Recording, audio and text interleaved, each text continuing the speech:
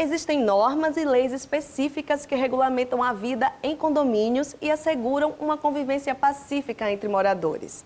Sobre as dúvidas, direitos e obrigações de síndicos e condôminos, o Sergipe Justiça conversou com o advogado Saulo Álvares. Acompanhe.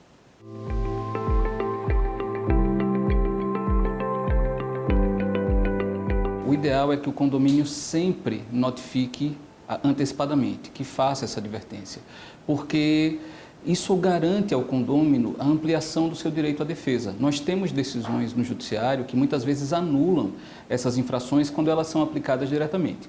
Obviamente, há situações em que, pelo contexto da infração, você precisa penalizar de imediato, mas ainda assim assegure ao condômino o direito de recurso dessa notificação perante o Conselho ou até a Assembleia.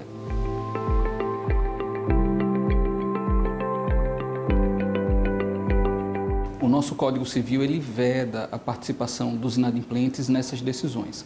O Código estabelece claramente que o condômino ele pode participar das assembleias e deliberar estando quite com as suas cotas. Então, se ele não estiver em dia, a recomendação é que ele não participe.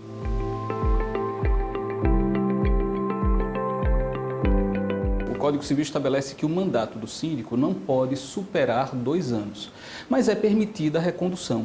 Na verdade, cada condomínio vai estabelecer isso de acordo com a sua realidade. Mas o que é que acontece? O síndico ele pode permanecer vários anos no posto, desde que, no máximo, a cada 2 anos, ele seja reconduzido através de uma nova eleição.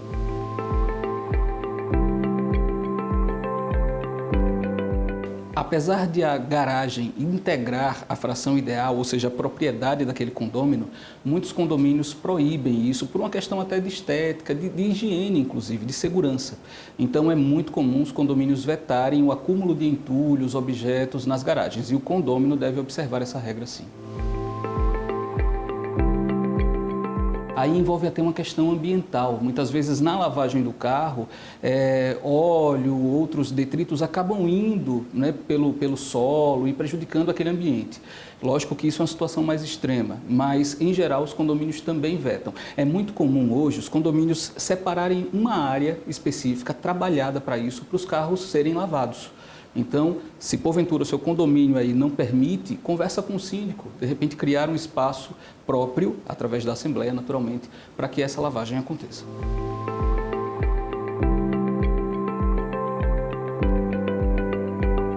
Basicamente, existem 2 contextos. Ou quando a convenção, que é o documento constitutivo daquele condomínio, tem essa previsão, que os danos, furtos ocorridos em áreas comuns serão ressarcidos, ou quando esse condomínio dispõe de um serviço de vigilância, que difere do serviço de ronda, que é mais comum. Mas quando há vigilância, o judiciário entende que o condomínio assume aquela responsabilidade, e aí ele terá que ressarcir.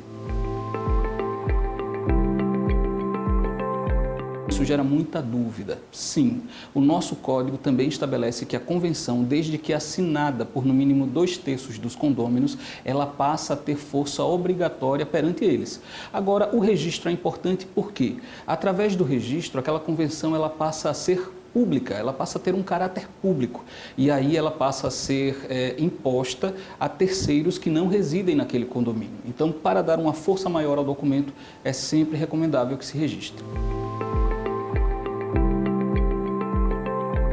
Muito delicado, é preciso bom senso, sobretudo, é preciso um espírito conciliador, pacificador, que deve partir do síndico, apesar de a lei não estabelecer claramente que ele deve mediar esses conflitos, mas é uma atribuição implícita. Ele deve sim zelar por essa harmonia. O que o síndico não deve jamais é inflamar essas confusões, esses conflitos, ele deve ser um apaziguador. E aí, para tanto, ele tem que estudar um pouco sobre gestão de pessoas, sobre gestão de conflitos, tratar todos de modo imparcial ou igualitário, para que esses conflitos sejam amenizados. O síndico tem um papel fundamental nisso.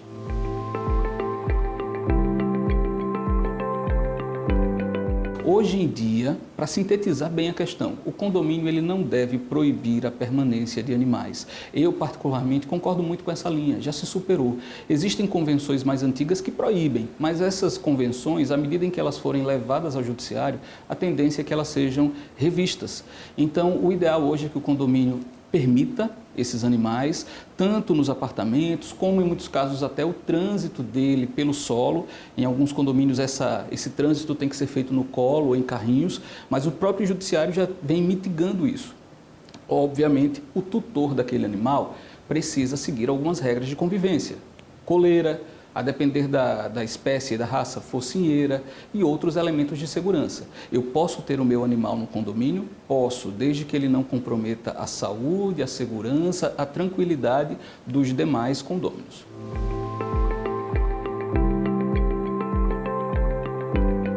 É sempre possível que o condômino que se sinta lesado leve isso ao judiciário. Porém, é importante frisar que o direito condominial é um ramo do direito privado, onde há muito mais liberdade para as partes convencionarem entre si. Desde que não haja uma ofensa frontal à lei, aquilo que for decidido em convenção passa a valer dentro daquela coletividade. Mas se houver, de fato, esse choque, o condômino que se sinta lesado pode questionar judicialmente. Agora, recomendo sempre que antes ele tente o diálogo com a administração do condomínio. De repente, levar isso à assembleia, para que os outros moradores discutam. Caso não avance, aí sim ele busca esse caminho. O trabalho do síndico, do gestor condominial, ele é 60% a 70% gente. Relacionamento humano. 30% a 40% você coloca como questões administrativas, jurídicas. Então, é fundamental que o síndico saiba lidar com pessoas, saiba ouvir. Muitas vezes o condômino vem frustrado por uma situação que lhe ocorreu e ele quer apenas ser ouvido. Não precisa necessariamente que o síndico autorize tudo, seja permissivo com tudo. Eu tive que dar nãos muitas vezes, mas eram nãos justificados, onde eu ouvia a pessoa e ela saía dali agradecendo. Então, o síndico, ele precisa ter essa visão. Ele precisa gostar de pessoas, precisa saber lidar com elas. Afinal de contas, se tem uma coisa que vai existir em condomínio o tempo todo, é conflito. Então, ele tem que se dedicar a essa análise, sem dúvida.